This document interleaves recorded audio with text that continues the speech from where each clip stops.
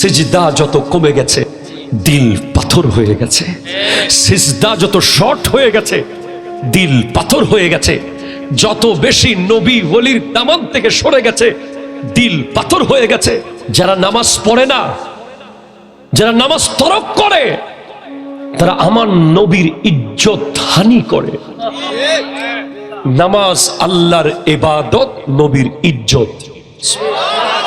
আল্লাহর ইবাদত, নবীর ইজ্জত। আল্লাহ নামাজকে জোর করে চাপিয়ে দেন নাই, আমার নবী আল্লাহর কাছ থেকে চেয়ে এনেছেন। আপনার এত সাহস, আপনি ফজরের নামাজ না পড়ে এখনো দুনিয়াদারি করেন, এত সাহস আপনার, আপনার বুকে এত পাঠা। আপনি কি জানেন নামাজ তরক করার শাস্তি কি? জানেন না। বেনামাজি যখন মারা যায়, কবরস্থানের মাটি পর্যন্ত আল্লাহকে ফরিয়াদ করে যে আল্লাহ এই লাশ যেন এখানে না আসে। আমার যুবক ভাইদেরকে কিভাবে বুঝাবো বলেন? কি করে বুঝাবো? আপনি অন্তত আল্লাহর ইবাদত হিসেবে পড়েন, অথবা নিজের শরীর বাঁচাতে পড়েন। অ্যাকর্ডিং টু মেডিকেল সায়েন্স, আমরা যখন আল্লাহু আকবার বলে নিয়ত করি, দুই কানের লতিতে যখন আঙ্গুল বাজাই, তখন বিজ্ঞান বলছে আমাদের শরীরে একটা বিদ্যুৎ প্রবাহ শুরু হয়ে যায়। সায়েন্স। এরপর যখন আমরা নিয়তটা এনে হাত নাভির উপরে বাঁধি, তখন বিজ্ঞান বলছে নাভি হচ্ছে পুরো বডির মিডল, মধ্যবর্তী জায়গা।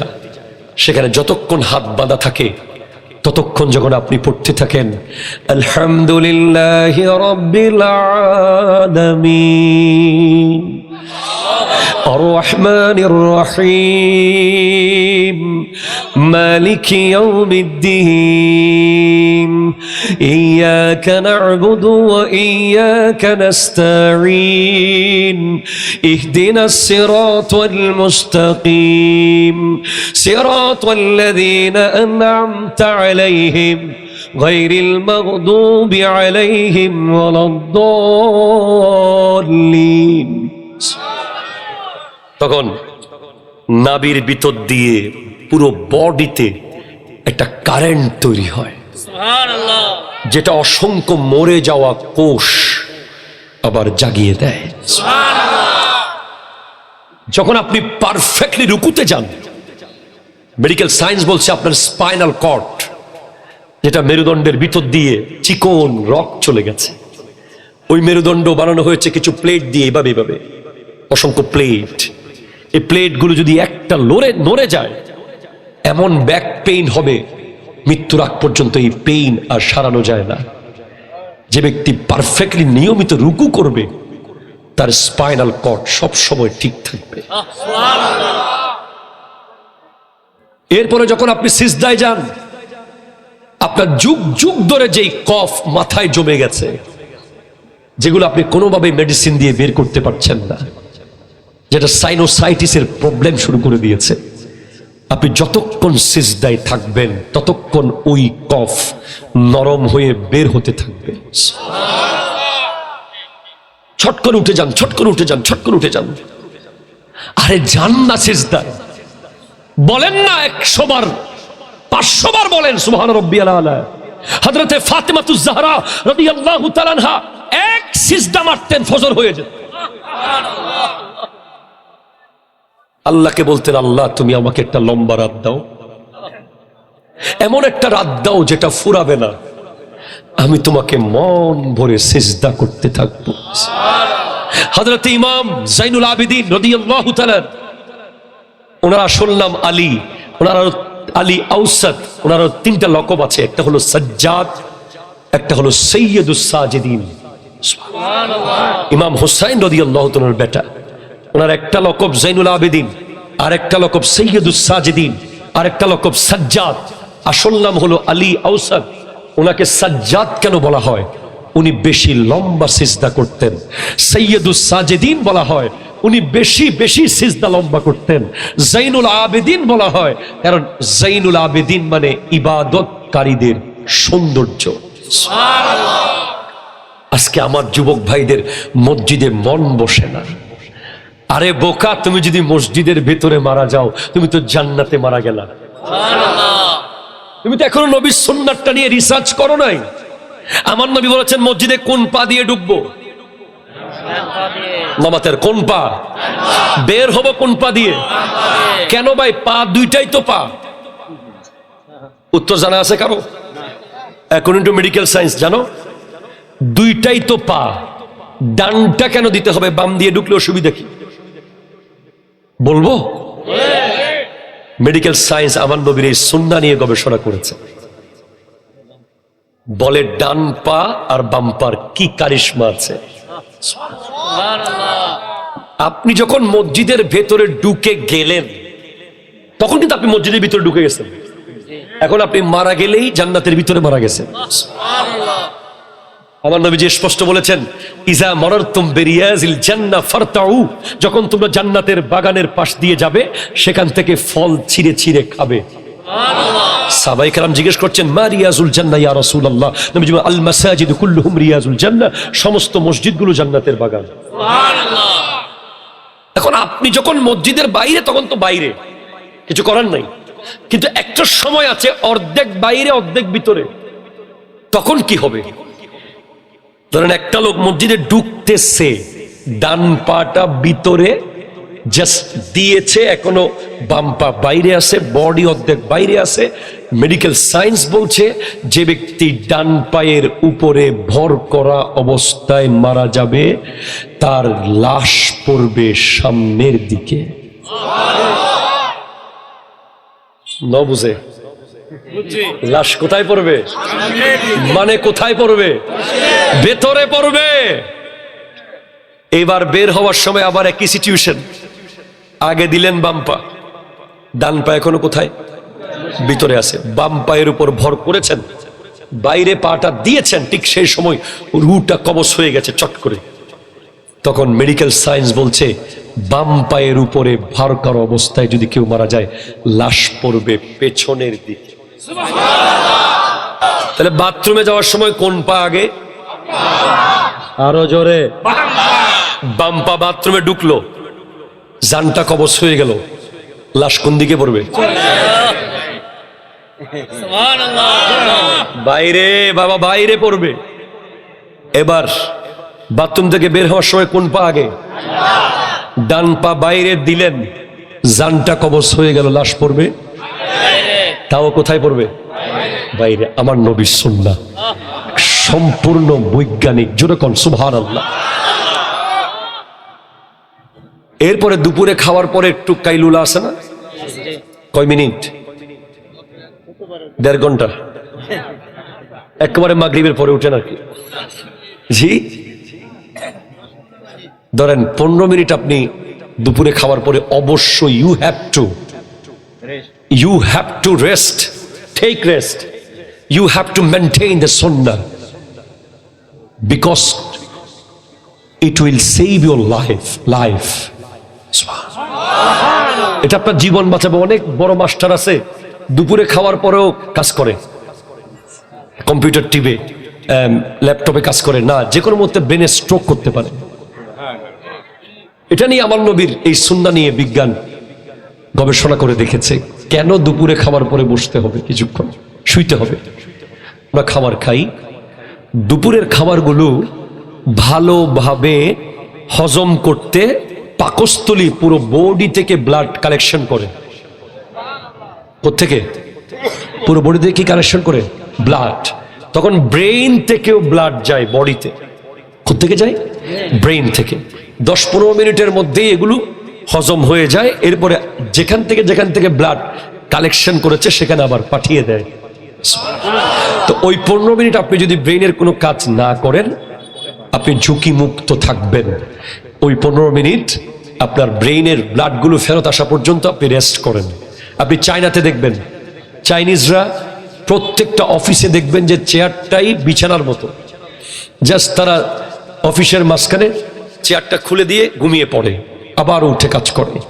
তো আমাদের এই সুন্নাহগুলো মেনে নেওয়া দরকার, ঠিক কিনা? জোরে কথা বলেন। আমাদের কাছে নামাজ, রোজা, হজ, যাকাত, ইজ্জত, সম্মান, শান, আজমত, মুহাব্বত, প্রেম, ঈমান, আকীদা সব আছে। দুইটা জিনিস নাই, একটা হলো বেয়াদবি নাই, আর একটা হলো ভণ্ডামি নাই।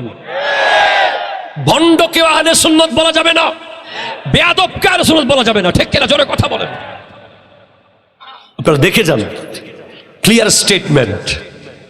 আমরা মাজারকে আহলে সুন্নাত ওয়াল জামাতের গাড়ির টিকেট কেন্দ্র মনে করি। গ্রিন লাইনের টিকিট কাউন্টার আছে না? এই ভাই আছে না নাই বলেন? আপনি ঢাকা যাবেন, গাজীপুর থেকে বাস আছে, নাম বলেন, দুইটা নাম বলেন। আজমেরি, আরটা কি? এনা, আর কি? ডিলাক্স বাস, তিনটে হয়েছে। শ্যামলী, শ্যামলী মিস হয়ে গেছে, এনা পাবেন। এনা মিস হয়ে গেছে, ডিলাক্স পাবেন। আর যদি দুবাই যান, এমিরাটস মিস হয়ে গেছে, এয়ার আরাবিয়া আছে, মিস হয়ে গেছে, বিমান বাংলাদেশ এয়ারলাইন্স আছে। যদি আমেরিকা যান, সেভাবে একটার পর একটা আছে, একটার পর একটা আছে। যদি জান্নাতে যেতে চান, গাড়ি আছে শুধু একটাই, একটাই, একটাই, যেটার নাম আহলে সুন্নাত ওয়াল জামাত। হাত তুলে বলো, ঠিক কিনা? জোরে বলো। একটাই গাড়ি, ওটা মিস হয়ে গেলে আর গাড়ি। তোরে ভাই টিকিট কাউন্টার যদি ভেঙে দাও, গাড়িতে উঠতে পারবা? আপনি যদি গ্রিন লাইনের কাউন্টারটা ভাঙি দেন, আপনাকে তখন টিকিট নেওয়ার জন্য ঢাকা যেতে হবে। টিকিট কাউন্টার যত কাছে থাকে তত লাভ। ওই আছে না নাই কাউন্টার? আছে না নাই? কোন নারী পুরুষের অবাধ মেলামেশা, মদ, গাঁজা, জুয়া, ভণ্ডামি, সুতা বাঁধা, ফানি ফোরা, তাবিজ, কবচ, তালা, বালু, শুধু জিয়ারত, ঠিক কিনা? জোরে কথা বলো। তো কোন দুঃখে আমাদেরকে গুতা মারতেছ? ঠিক কিনা বলেন? আপনি কাউন্টারের আশেপাশে যদি ময়লা দেখেন, সেগুলো সাফ করে দেন, কাউন্টার ভেঙে দিয়েন না, ঠিক কিনা? জোরে বলেন।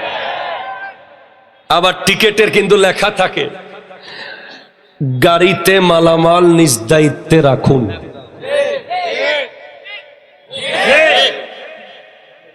গাড়ির 2 ঘন্টা পরে বিরতি হবে 20 মিনিট। গাড়িতে বেনসন খাবেন না, কথা কয় না, ঠিক কিনা? কথা কয় না। গাড়িতে অশ্লীল কথাবার্তা বলা নিষেধ। আহলে সুন্নাতের কাউন্টারের টিকেটেও লেখা আছে, মা আনা আলাইহি ওয়া আসহাবি।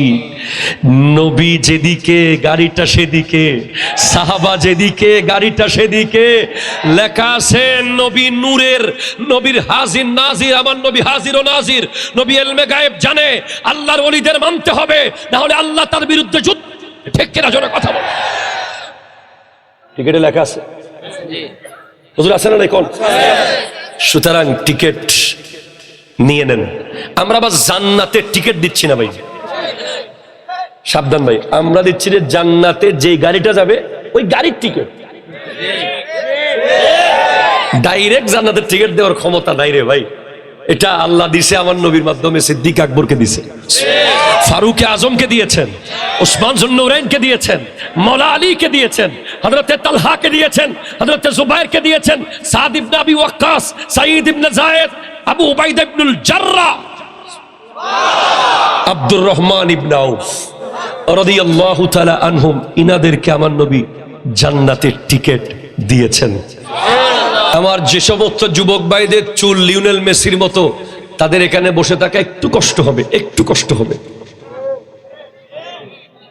তাদেরকে একটা অদৃশ্য শক্তি টেনে তুলে ফেলবে, কারণ আমার মাহফিলে বসলে বেশিরভাগ চুল কেটে ফেলতে হয় পরের দিন।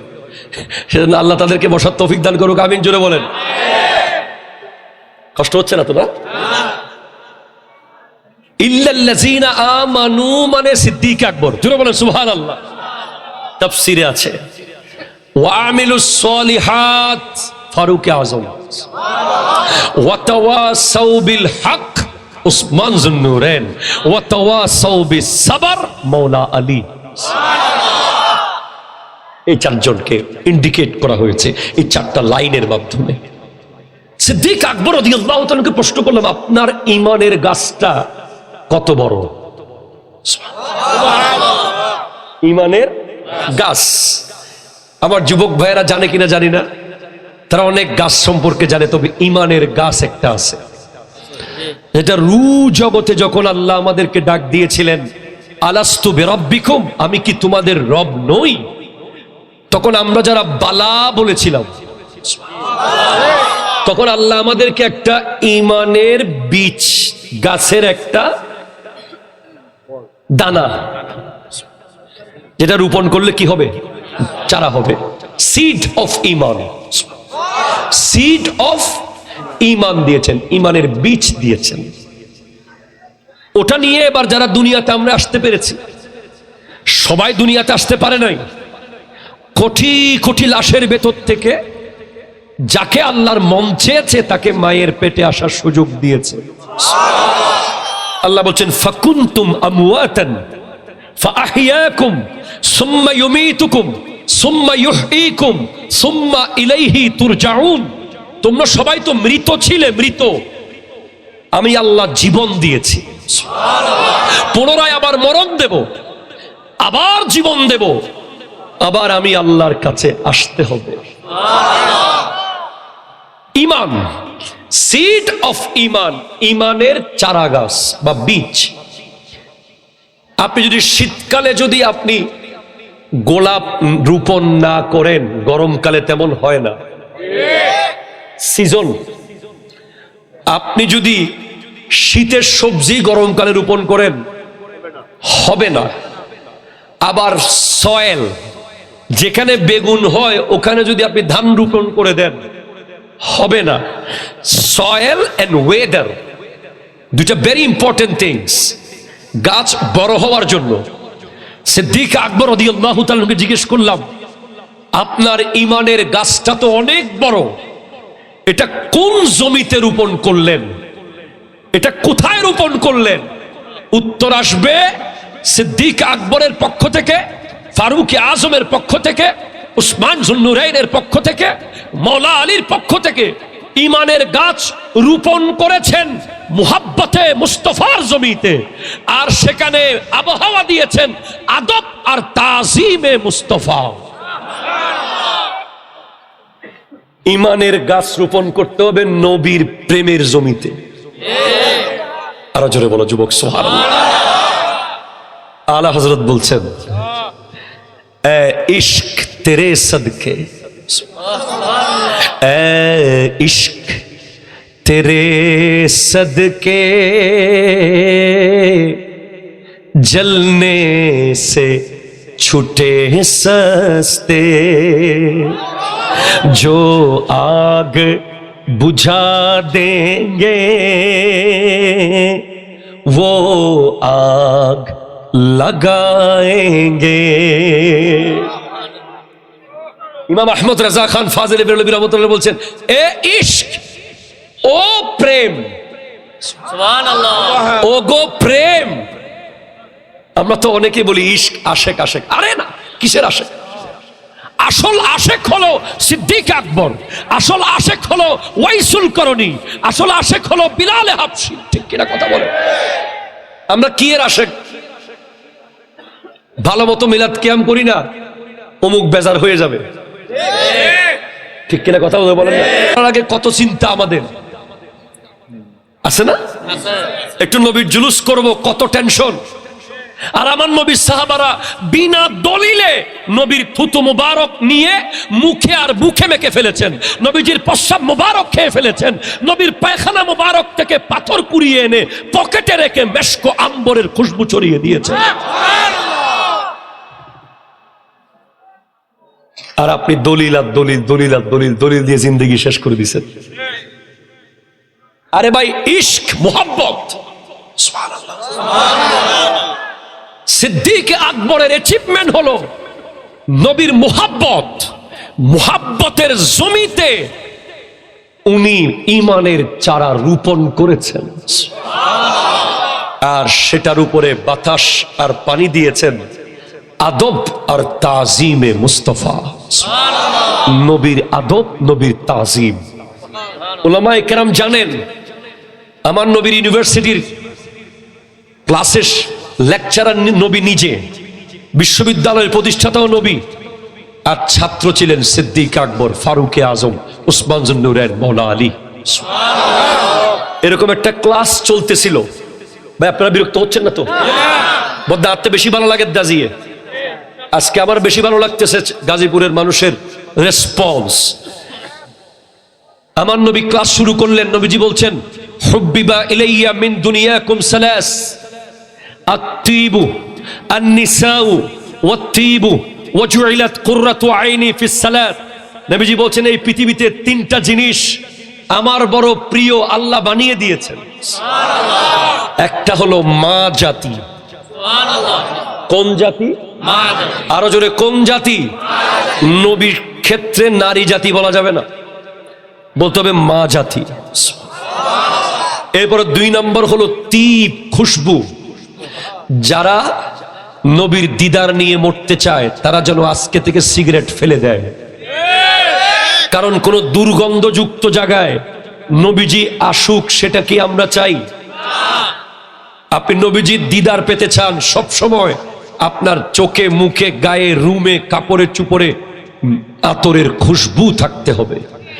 যেই দুর্গন্ধ আপনার বিবি পছন্দ করে না, আপনার বাচ্চা পছন্দ করে না, আপনার এলাকার মানুষ পছন্দ করে না, সেই দুর্গন্ধে নবীজি আসুক এটা আপনি অবশ্যই পছন্দ করেন না। তাই আপনি যদি ইন্তেকালের সময় নবীর দিদার পেতে চান, একটা আমল আজকে আপনাকে দিয়ে গেলাম, আপনি সব সময় আতর লাগিয়ে রাখবেন গায়ে। আল্লাহ তৌফিক দান করুক, আমিন জোরে বলেন। এরপর 3 নম্বর প্রিয়, 1 নম্বর হলো মা জাতি, 2 নম্বর হলো তিব, খুশবু, 3 নম্বরে হলো ওয়াজুইলাত কুররাতু আইনি ফিস সালাত, নামাজের ভেতরে চক্ষু শীতল হওয়া। আপনি গাজীপুরের এই বীর তুলে নামাজ পড়বেন, আর আমার নবীর চক্ষু শীতল হবে মদিনাতুল মুনাওয়ারাতে। আপনি আজকের মাহফিলে 10,000 মানুষকে খাওয়াবেন, 1 পোটলা নবীকে দেওয়ার সুযোগ নাই, কিন্তু আপনি আপনার মায়ের সেবা করেন, নবী পেয়ে যাবে। আপনি আপনার বোনের হক দিয়ে দেন, নবী পেয়ে যাবে। আপনি আপনার বিবির অধিকার দিয়ে দেন ঠিকভাবে, নবী পেয়ে যাবে। আপনি আপনার ফুফু খালার খবর নেন, নবী পেয়ে যাবে। আপনি নারী জাতি যারা আপনার আত্মীয় স্বজন আছে তাদের হক ঠিকভাবে আদায় করুন, নবীজি পেয়ে যাবেন। আপনি খুশবু দেন, নবীজি পেয়ে যাবেন। আপনি মসজিদে গিয়ে নামাজ পড়েন, প্রতি সেজদায় সেজদায় নবীজির চক্ষু শীতল হয়ে যাবে। তখনই সিদ্দিক আকবর রাদিয়াল্লাহু তাআলা বলছে, ইয়া রাসূলুল্লাহ, আমারও 3টা প্রিয় আছে। কয়টা? বলে কি? নবীজি খুব খুশি যে আবু বকর কাছে কিছু দিতে পারবো আমি। কিন্তু সিদ্দিক আকবর কি চাইলেন দেখেন, বলে 1 নম্বর প্রিয় হলো আন-নাজরু ইলাইকা, আপনি নবীর চেহারার দিকে তাকিয়ে থাকা। 2 নম্বর প্রিয় কি? বলে ওয়াল জুলুসু বাইনা ইয়াদাইকা, আপনি নবীর সামনে বসে থাকা। 3 নম্বর প্রিয় কি? ওয়া ইনফাকু মালি আলাইকা, আমার যত সম্পদ আছে, ইভেন আমার মেয়ে সাইয়্যিদা আয়েশা সিদ্দিকা রাদিয়াল্লাহু তাআলা আনহাকেও আপনার খিদমতে দিয়ে দেওয়া আমার প্রিয়। তখন হযরত ওমর হাত তুলে বলেন, ইয়া রাসূলুল্লাহ, আমারও তো 3টা প্রিয় আছে। তোমার আবার কি প্রিয়? বলে 1 নম্বর হলো আস-সাউবুল খালিকু, পুরাতন কাপড় পরা। হায় হায় হায় হায়, আজকের দিনে মন্ত্রী, এমপি, পাওয়ারফুল ক্ষমতাবানদের কত ড্রেস, কত ঘরে কত গাড়ি, সন্তানদের কত আভিজাত্য। আর হযরত ওমর ফারুকে আজম অর্ধ জাহানের শাসক, শাসন করেছেন পুরাতন ছেঁড়া কাপড় পরে পরে। একবার হযরত আলী রাদিয়াল্লাহু তাআলা আনহু এসেছেন হযরত ওমরের ঘরে, দরজা নক করছেন। বলে কে? বলে আমি আলী।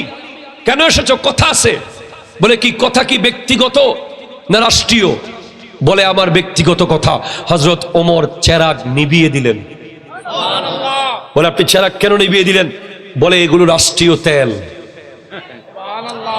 আমি আপনার সাথে ব্যক্তিগত কথা বলতে গিয়ে এই চেরাগের এক ফোঁটা তেল জ্বালাতে পারবো না। ঈদের দিন হযরত ওমরের সন্তান, অর্ধ জাহানের শাসক, যাকে দেখলে শয়তান পর্যন্ত আরেক রাস্তায় চলে যেত, যাকে দেখে মদের বোতল দুধের বোতল হয়ে গিয়েছে। এক শরাবী রাস্তা দিয়ে মদের বোতল নিয়ে যাচ্ছে, হযরত ওমর আসতেছেন। শরাবী বলতেছে, আল্লাহ ওমর থেকে যদি বাঁচাও, আজ জীবনে শরাব পান করবো না। তওবা করার সাথে সাথে হযরত ওমর কাছে এসে রাদিয়াল্লাহু তাআলা আনহু যখন বোতলটা নিলেন, দেখে দুধের বোতল। কিরে, এটা তো মদের বোতল ছিল, আমি দূর থেকে দেখেছি। বলে আপনার নামের এত পাওয়ার, আপনার নামের ওসিলায় দোয়া করেছি, আল্লাহ মদকে দুধ বানিয়ে দিছে। হযরত ওমর ফারুক আযম, আল্লাহু আকবার, যদি জীবনে একবার দেখতাম, কদমটাতে চুমা দিয়ে দিতাম। কি বীর পুরুষ ইসলামে ছিল, যার এক হুঙ্কারে 22 লক্ষ বর্গ মাইল মুসলমানদের আন্ডারে চলে এসেছে। আর আজকের যুব সমাজ সারাক্ষণ গেম, ইন্টারনেট, জুয়া, আড্ডা, মজাক, বাইক, মোবাইল নিয়ে ব্যস্ত। শুক্রবারে 2 রাকাত পরে যারা বের হয়েছো, তারা সবাই আল্লাহকে বলেছো যে আই এম বিজি। তুমি সেনাবাহিনীর প্রধানের সামনে গিয়ে যদি বলো, ওয়াকার উদ্দিন সাহেবের সামনে আই এম বিজি, বুটের লাঠির লগে নদীতে ফেলে দিবে। তুমি পুলিশের এসপির সামনে গিয়ে বলো আই এম বিজি, আর তুমি আল্লাহকে বলো শুক্রবারে আই এম বিজি, কি এমন তোমার কাজ যে তুমি 2 রাকাত পরে দৌড় মেরে বের হয়ে যাও? লজ্জায় খতিবদের মাথা নিচু হয়ে যায়। হঠাৎ করে মসজিদে হুর হুর হুর হুর করে চলে যায়। যাচ্ছ কোথায়? কোরআন তুমি পড়ো নাই? ইয়াকুলুল ইনসানু ইয়াউমাইযিন আইনাল মাফার। কোথায় যাবা? সর্বোচ্চ কিয়ামতের মাঠ পর্যন্ত যাবা। এরপরে আজ যাবে কই? তুমি পালাবে কোথায়? যাবে কই তুমি? তুমি কালীগঞ্জ ছেড়ে, গাজীপুর ছেড়ে ঢাকা যাবা, ঢাকা ছেড়ে আমেরিকা যাবা, আমেরিকা ছেড়ে লন্ডন যাবা, লন্ডন ছেড়ে দক্ষিণ আফ্রিকা যাবা, যেখানেই যাবে ভূমিকম্প সেখানে চলে যাবে। ঠিক কিনা জোরে কথা বল।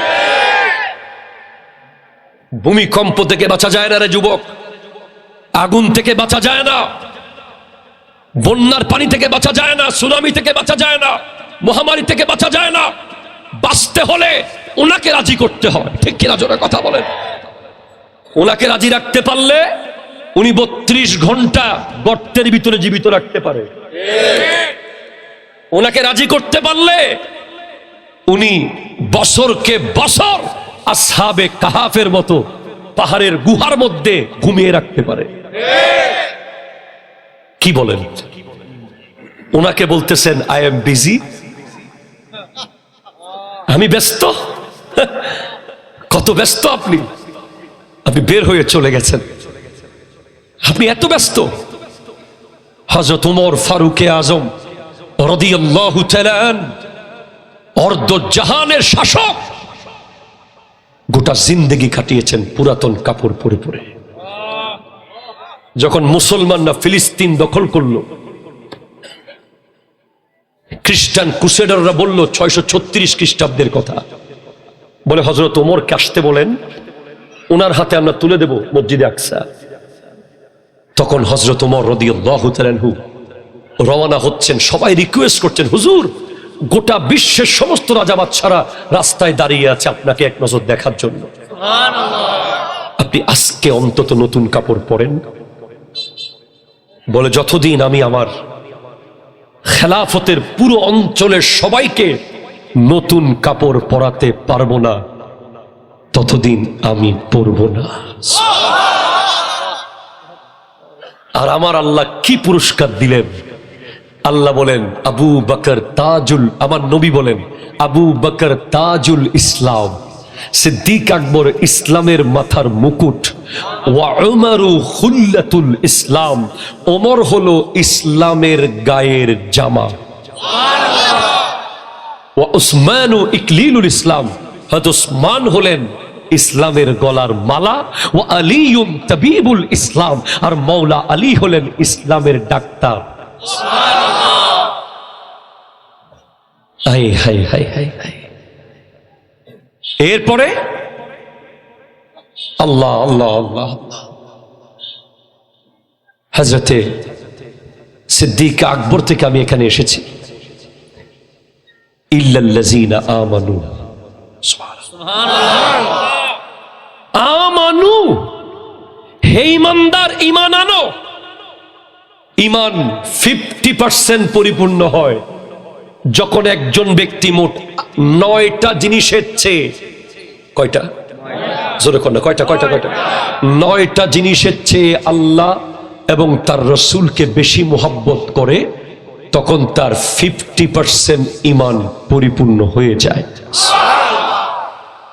তার মধ্যে একটা হলো কুল ইন কানা আবাউকুম, বাবা মার চেয়ে বেশি, ওয়া আবনাউকুম, সন্তানের চেয়ে বেশি, ওয়া ইখওয়ানুকুম, ভাইয়ের চেয়ে বেশি, ওয়া আজওয়াজুকুম, বিবির চেয়ে বেশি, ওয়া আশিরাতুকুম, সমাজের চেয়ে বেশি, ওয়া আমওয়ালুন ইকতারাফতুমুহা, ব্যাংকের জমানো টাকার চেয়ে বেশি, ওয়া তিজারাতুন তাখশাউনা কাসাদাহা, ব্যবসার চেয়ে বেশি, ওয়া মাসাকিনু তারদাউনাহা, সুন্দর বাড়ির চেয়ে বেশি, এবং নিজের জীবনের চেয়ে আল্লাহ এবং রাসূলকে যে বেশি ভালোবেসেছে সেই ঈমানদার। ঠিক কিনা জোরে কথা বলো।